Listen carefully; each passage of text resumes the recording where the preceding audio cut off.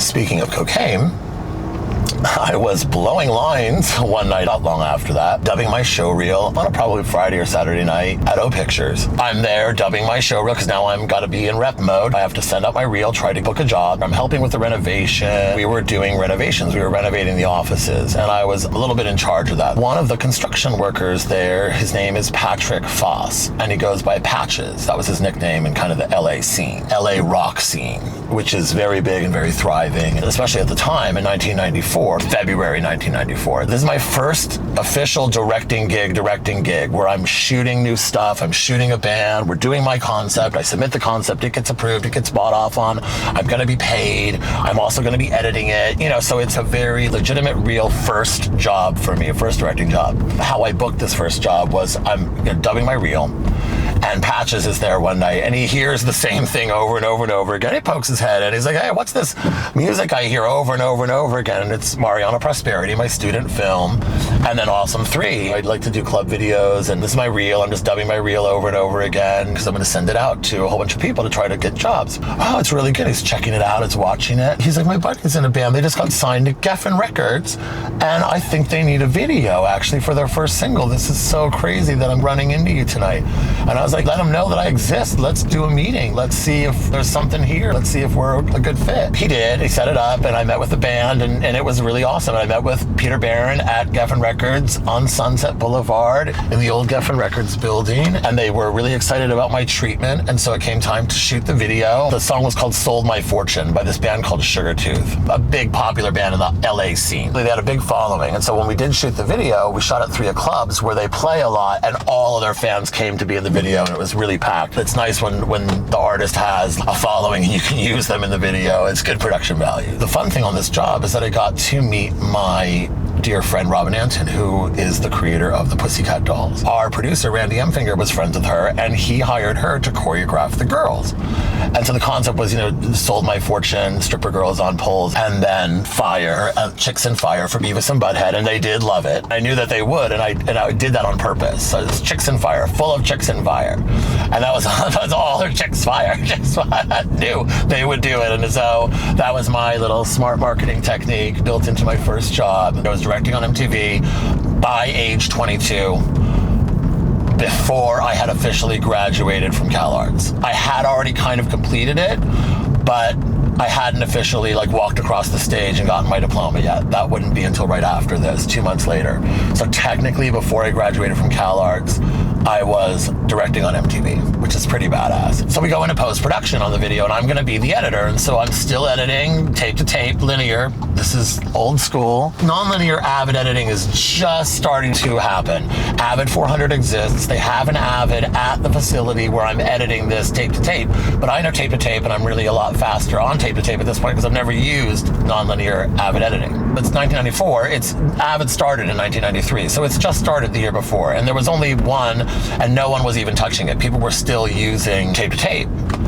Particularly the person who was working in the edit bay next to us at the time, who happened to be Kiefer Sutherland, who had just directed a music video. See, an actor can direct your music video. Kiefer Sutherland had just directed a music video, I guess, for a buddy of his that had this rock song. I remember it was black and white. It was good. He did a really good job. It was a good video. And he was editing it in the room next door to us. At this time, as I was ascending in Hollywood, you have people who want to come around and hang out and be a part of it when the energy, is there, and it's new Hollywood and people are taking a chance on you and they're really excited and you're really young and things are happening and you're directing and you're shooting shit. I had been friends with Mark and Mike Polish, the Polish brothers, these actor directors. Ultimately, and I'll just be real here, really, really sweet guys. We had a really special, sweet, funny friendship. When they would drink, they would get a little cunty with me, call me a gay bee and shit, just be really weird and tease me and be like,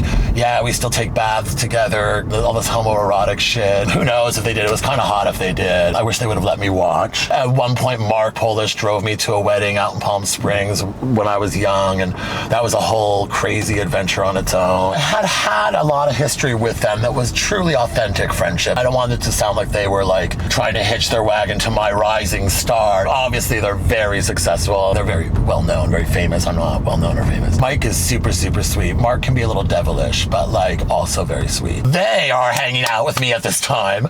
They go with me to my transfer, my telecine, where you take the film and you go from film to tape. So they're there, my transfer bay with me, driving me everywhere. Hollywood's darling at this point. It's all happening. And Robin Anton's my choreographer. Mike is dating Jo Strettel, who is a makeup artist who's getting into photography at this time. And she took stills on the Sugartooth set. So she's the one that took the picture of me and Robin. Jo Strettel. Who's Jo Strettel? She had been college roommates with Daryl Hannah and Sade.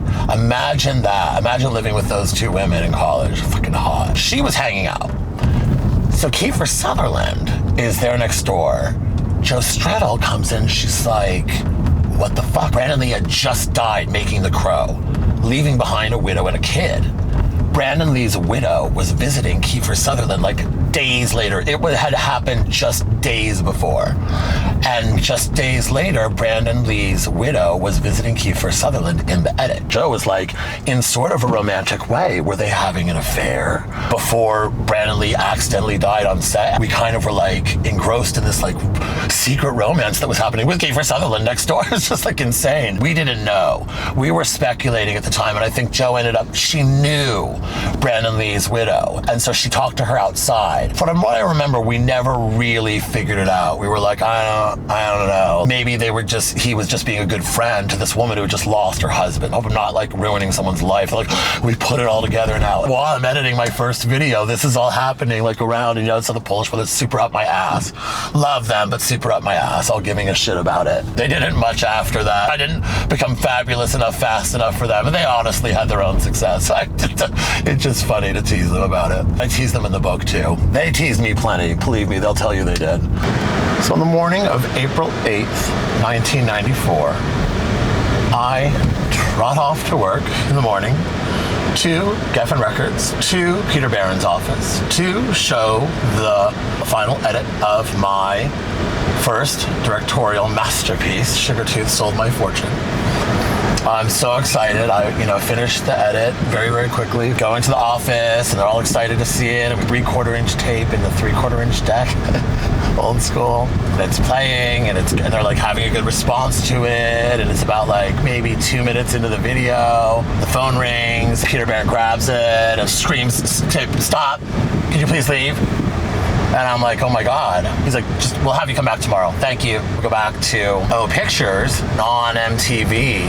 Kurt Cobain has been found dead. That was the call. That was them like discovering that Kurt had died right as my video is playing. So he became like kind of my patron saint. So in my memoir, each chapter begins with a Kurt Cobain quote. So I really like a lot of what he was quoted as saying.